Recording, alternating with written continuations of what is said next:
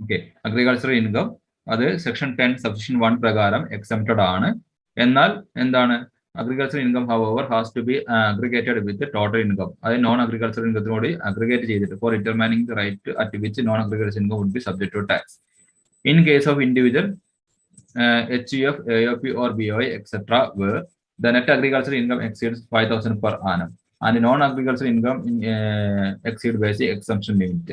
അതായത് ഒരു വ്യക്തിയുടെ അഗ്രികൾച്ചർ ഇൻകം, ഒരു വ്യക്തിക്ക് അഗ്രികൾച്ചർ ഇൻകം മാത്രമാണെങ്കിൽ നമ്മൾ അതിനെ ടാക്സ് ചെയ്യിക്കാറില്ല. എന്നാൽ ഒരു വ്യക്തിക്ക് അഗ്രികൾച്ചർ ഇൻകത്തിന് പുറമെ വേറെ എന്തെങ്കിലും ഇൻകം ഉണ്ടാവുകയാണെങ്കിൽ അതിനെ നമ്മൾ ആ മറ്റേ ഇൻകത്തിനോട് കൂടി ആഡ് ചെയ്തിട്ട് ഒരു പ്രത്യേക രീതിയിൽ ടാക്സ് കമ്പ്യൂട്ട് ചെയ്യും. അതിന് അഗ്രിഗേഷൻ ഓഫ് അഗ്രികൾച്ചർ ഇൻകം എന്നൊക്കെ പറയാറുള്ളത്. സെക്ഷൻ 10 സബ്സെക്ഷൻ 1 പ്രകാരം അഗ്രികൾച്ചർ ഇൻകം എന്താണ് എക്സംപ്റ്റഡ് ആണ്. പക്ഷെ ആ വ്യക്തിയുടെ ടോട്ടൽ ഇൻകം ബേസിക് എക്സംപ്ഷൻ ലിമിറ്റിന് മുകളിൽ വരികയും അതായത് മറ്റ് ഇൻകംസ്, അതായത് നോൺ അഗ്രികൾച്ചർ ഇൻകം ഒഴികെയുള്ള ഇൻകംസ് കൂട്ടി നോക്കിയിട്ട് അത് എന്താണ് 2.5 ലക്ഷത്തിന് മുകളിലേക്ക് പോവുകയും അതുപോലെ തന്നെ അഗ്രികൾച്ചർ ഇൻകം 5,000 രൂപയ്ക്ക് മുകളിൽ പോവുകയാണെങ്കിൽ എന്ത് ചെയ്യണം, അതിനെ അഗ്രിഗേറ്റ് ചെയ്തിട്ട് ടാക്സ് കമ്പ്യൂട്ട് ചെയ്യണം. ഇതും നിങ്ങൾക്കൊരു ടോപ്പിക്കായിട്ട് വരുന്നുണ്ട്, അഗ്രികൾച്ചർ ഇൻകം എന്ന് പറയുന്നത്. അപ്പോൾ അതെങ്ങനെയാണ് അഗ്രികൾച്ചർ ഇൻകം ടാക്സ് കമ്പ്യൂട്ട് ചെയ്യുക എന്നുള്ളതാണ് താഴെ സ്റ്റെപ്പ് 1, സ്റ്റെപ്പ് 2, അങ്ങനെ 5 സ്റ്റെപ്പുകളായിട്ട് ഞാൻ പറയുന്നത്. നോക്കുക, അഗ്രികൾച്ചർ ഇൻകം ടാക്സ് ചെയ്യുന്ന രീതി. സ്റ്റെപ്പ് 1 എന്താണ്, compute tax on non agriculture income plus agriculture income. അതായത് ആ വ്യക്തിക്ക് ഉള്ള അഗ്രികൾച്ചർ ഇൻകം ഒഴികെയുള്ള മറ്റ് ഇൻകംസ് ഉണ്ടല്ലോ, അതാണ് non agriculture income.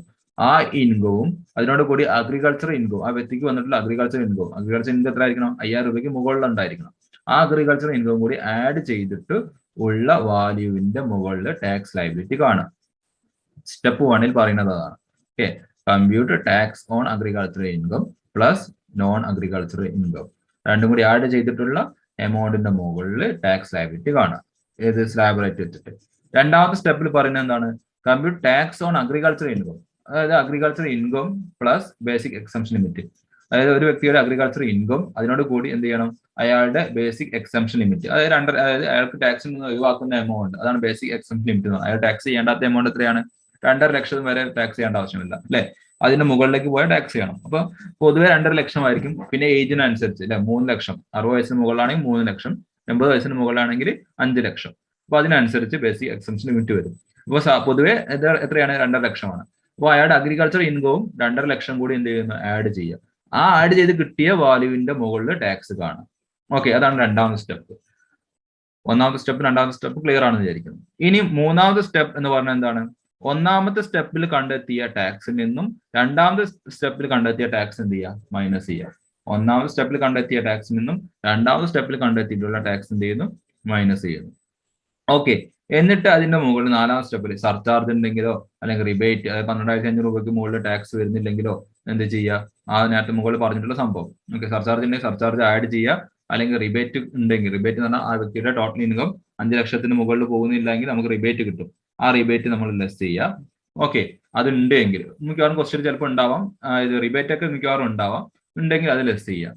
Okay, surcharge പൊതുവെ കാണാറില്ല കേട്ടോ, റിബേറ്റ് ഉണ്ടാവും. 12,500 രൂപയ്ക്ക് മുകളിൽ ടോട്ടൽ ഇൻകം വരുന്നുണ്ടെങ്കിൽ എന്ത് ചെയ്യേണ്ടി വരും, ആ കണ്ടെത്തിയ ടാക്സ് അല്ലെങ്കിൽ 12,500 രൂപ ഇതിൽ ഏതാണ് ചെറുത് ആ എമൗണ്ട് നമുക്ക് ലെസ് ചെയ്യാൻ പറ്റും, അത് ലെസ് ചെയ്യുക. എന്നിട്ട് എന്തെങ്കിലും ബാക്കി ഉണ്ട് എങ്കിൽ ആ എമൗണ്ടിനോട് കൂടി 4% എഡ്യൂക്കേഷൻ സെസ് ആഡ് ചെയ്യുക. കിട്ടുന്ന ആൻസർ ആയിരിക്കും അയാളുടെ ടാക്സ് പേയബിൾ എന്ന് പറയുന്നത്. ഓക്കെ, അപ്പൊ അഗ്രികൾച്ചർ ഇൻകം ഒന്നും കൂടി പറയാം. അഗ്രികൾച്ചർ ഇൻകം എന്ന് പറയുന്നത് വളരെ ഈസിയാണ് സംഭവം.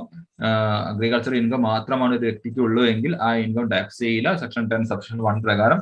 പക്ഷെ ഒരു വ്യക്തിക്ക് അഗ്രികൾച്ചർ ഇൻകത്തിനോടൊപ്പം നോൺ അഗ്രികൾച്ചറും ഇൻകം ഉണ്ടെന്ന് വിചാരിക്കുക, അപ്പോൾ എന്ത് ചെയ്യും, അത് ടാക്സ് ചെയ്യും. അത് ടാക്സ് ചെയ്യുന്ന ചില കണ്ടീഷൻ ഉണ്ട്. ഒന്ന്, അയാളുടെ നെറ്റ് അഗ്രികൾച്ചർ ഇൻകം 5,000 രൂപയ്ക്ക് മുകളിൽ ഒരു വർഷം വരണം. അയാളുടെ അഗ്രികൾച്ചർ ഇൻകം അല്ലാത്ത മറ്റ് ഇൻകം കൂട്ടി നോക്കുമ്പോൾ അത് 2,50,000 മുകളിലും പോകണം, അതായത് ബേസിക് എക്സംപ്ഷൻ ലിമിറ്റിന് മുകളിലും പോകണം. അങ്ങനെയുള്ള സാഹചര്യത്തിൽ മാത്രമേ agriculture income non agriculture income കൂടി കൂട്ടിയിട്ട് എന്ത് ചെയ്യുള്ളൂ, അഗ്രിഗേറ്റ് ഇൻകത്തിന് മുകളിലെ ടാക്സ് ലയബിലിറ്റി നമ്മൾ കാണുള്ളൂ. അതിനുള്ള സ്റ്റെപ്പ് ആണ് താഴെ പറഞ്ഞിട്ടുള്ളത്. അതിൽ ആദ്യം ചെയ്യേണ്ടത് എന്താണ്, അഗ്രികൾച്ചർ ഇൻകവും നോൺ അഗ്രികൾച്ചർ ഇൻകവും തമ്മിൽ ആഡ് ചെയ്യുന്നു, ആ കിട്ടുന്ന എമൗണ്ടിന്റെ മുകളിൽ ടാക്സ് കാണുന്നു, ഒന്നാം സ്റ്റെപ്പ്. രണ്ടാമത്തെ സ്റ്റെപ്പ് എന്ന് പറഞ്ഞതാണ് അഗ്രികൾച്ചർ ഇൻകവും ആ വ്യക്തിയുടെ ബേസിക് എക്സംപ്ഷൻ ലിമിറ്റും മിക്കവാറും 2.5 ലക്ഷം അല്ലെങ്കിൽ 3 ലക്ഷം അല്ലെങ്കിൽ 5 ലക്ഷം.